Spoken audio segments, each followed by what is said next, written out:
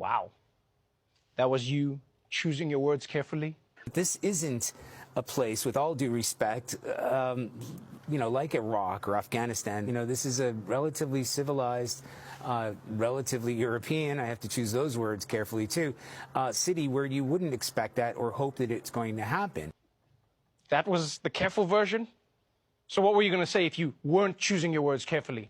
I just hope the next time this happens, it happens back in the Middle East where it belongs. A lot of people on TV didn't expect a war like this to happen in, let's say, certain neighborhoods. This is not a developing third world nation. This is Europe. These are prosperous middle-class people. These are not people trying to get away from areas in North Africa.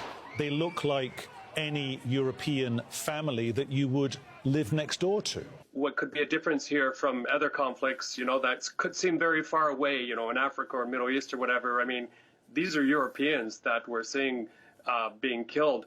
Here's the thing, people. Here's the thing. Beyond the racism, right? Like, let's forget the racism. Oh, how I wish we could forget about the racism.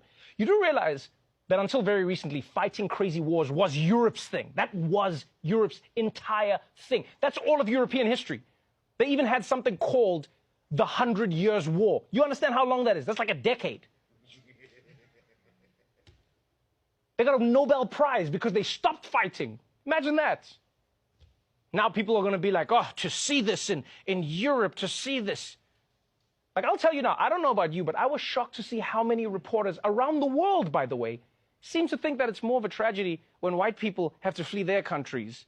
Because I guess what, the darkies were built for it? I mean, you see how they run in the Olympics, Peter. Clearly God has given them this talent for a reason. I totally agree. I mean, even if this wasn't a war, these people would probably be fleeing their homes for fun. It's just who they are. Back to you guys in the studio.